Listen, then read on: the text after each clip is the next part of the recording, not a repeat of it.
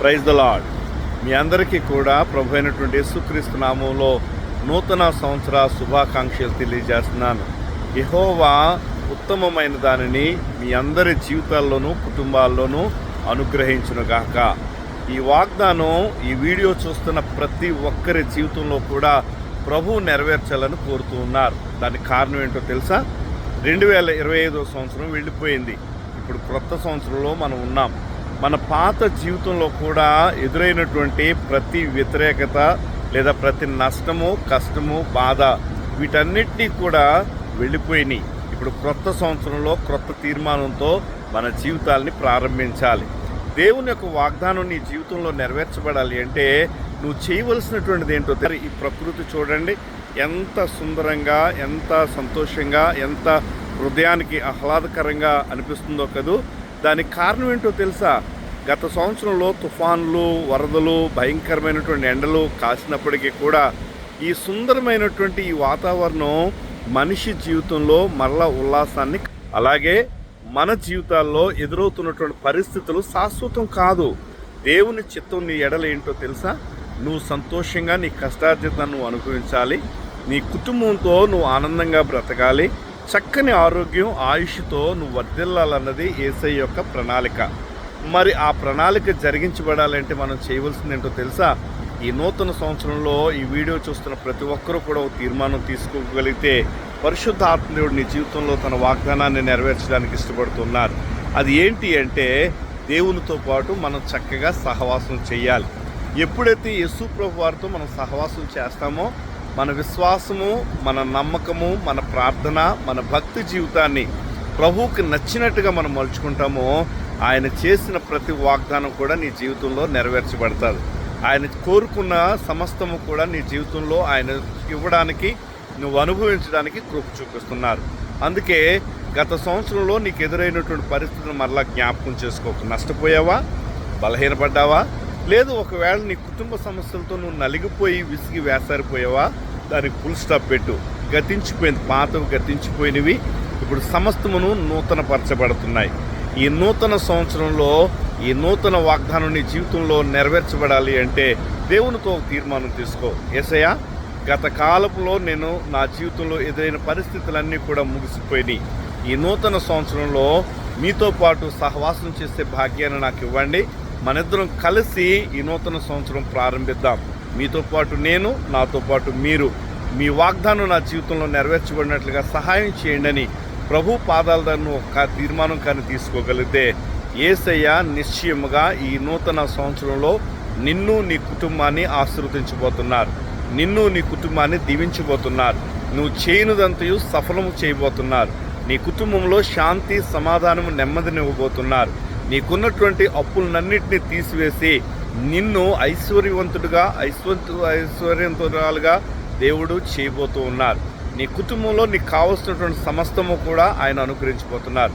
ప్రియులారా, ఒక దైవ సేవకునిగా ఈరోజు నీకు చెప్తున్నాను, 128వ దావీదు కీర్తన నీ కుటుంబంలో ఈ 2026 సంవత్సరంలో నిశ్చయముగా నెరవేర్చబడునుగాక. నిశ్చయముగా అది నీ కుటుంబానికి ఆశీర్వాదకరంగా ఉండునుగాక.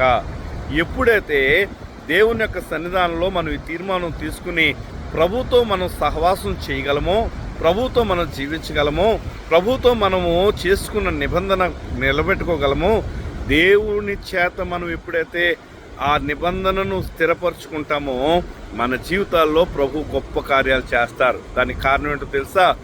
యేసయ్య నీతో పాటు ఉంటే, యేసయ్య నీ కుటుంబంలో ఉంటే, యేసయ్యతో నువ్వు సహవాసం చేస్తూ ఉంటే నీ మీద శాపమును ఏలుబడి చేసే సాతానుకు ప్రభు ఎంత మాత్రం కూడా అవకాశం ఇవ్వరు.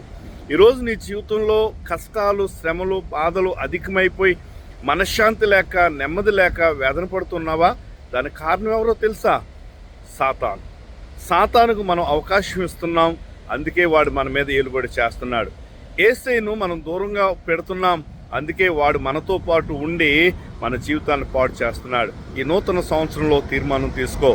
సంవత్సరాలు దొర్లిపోతూ ఉన్నాయి, సంవత్సరాలు గతించిపోతూ ఉన్నాయి. దానికి ముఖ్యమైనటువంటి విషయం ఏంటో తెలుసా? మనం ఈరోజు సెలబ్రేషన్ చేసుకోవచ్చు, కానీ సెలబ్రేషనే సమస్తము, లేదంటే సెలబ్రేషనే మొత్తం అయిపోకూడదు. దానికి కారణం ఏంటి అంటే, మనం ఎప్పుడైతే ప్రభువుతో సహవాసం చేస్తామో ఇవన్నీ కూడా తాత్కాలికమైనటువంటివి. ఇవన్నీ కూడా ఈ లోకంలో మనకి ఎదురవుతున్నటువంటి జీవన విధానంలో ఒక భాగం మాత్రమే. కానీ ప్రభువును మనం ఎప్పుడైతే నిజంగా కలిగి ఉంటామో, ఆయన మనతో పాటు ఉంటారో, ఈ లోకంలో ఏది కూడా నీకు అడ్డు రాదు, ఏది కూడా నిన్ను వేదనకు గురి చేయదు. కారణం, యేసయ్య నీతో ఉంటే, యేసయ్య నీలో ఉంటే సమస్తము కూడా నీకు సాధ్యపరచగలిగినటువంటి శక్తి గలవాడు. అందుకే ఆయన అంటున్నారు, ఈ లోకములో ఉన్నవాడి కన్నా నీలో ఉన్నవాడు బలవంతుడు. గుర్తించు దేవుని బిడ్డ.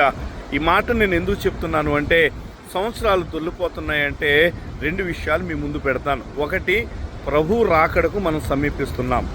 రెండవది, మన మరణానికి మనము దగ్గర అవుతున్నాం. ఈ చివరి దినాలలో మన సమయాన్ని, మన జీవితాన్ని ఒక్కసారి పరిశీలించుకుని మనకు ఉన్నటువంటి భవిష్యత్తుని దేవునితో అనుసంధానం చేసుకోవాలి. దేవునితో పాటు కలిసి జీవించే అనుభవంలోకి రావాలి.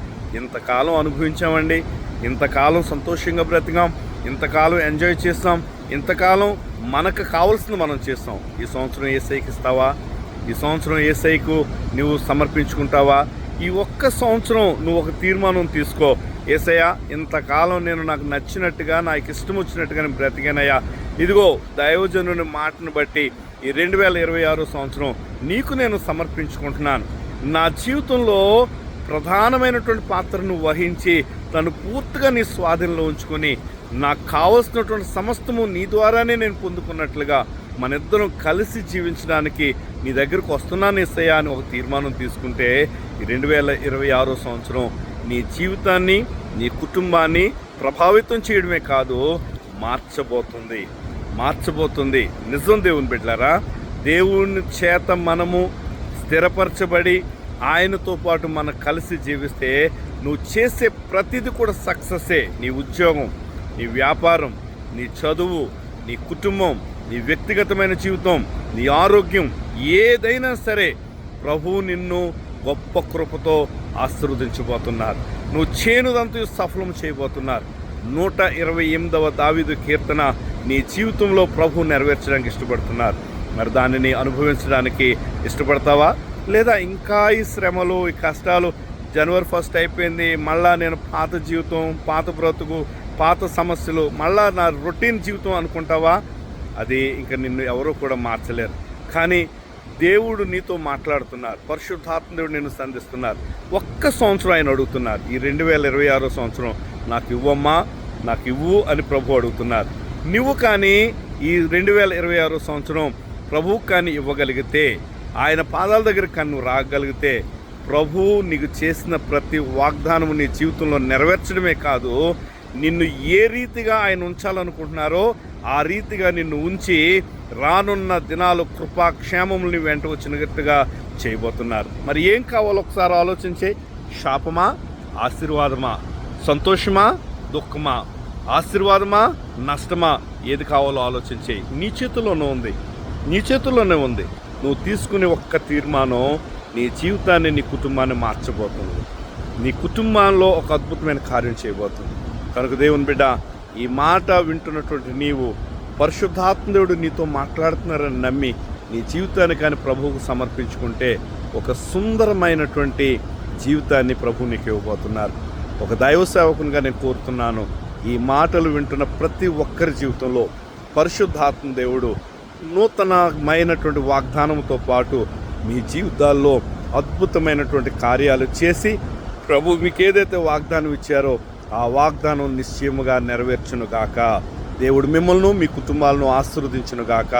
ఈ నూతన సంవత్సరపు శుభాకాంక్షల ద్వారా మీ కుటుంబాలు అన్నీ కూడా ప్రభు పేరట దీవించబడునుగాక. ఆమెన్. God bless you. మరొకసారి మీ అందరికీ కూడా నూతన సంవత్సర శుభాకాంక్షలు తెలియజేస్తున్నాను. దేవుడు మిమ్మల్ని, మీ కుటుంబాలను దీవించునుగాక.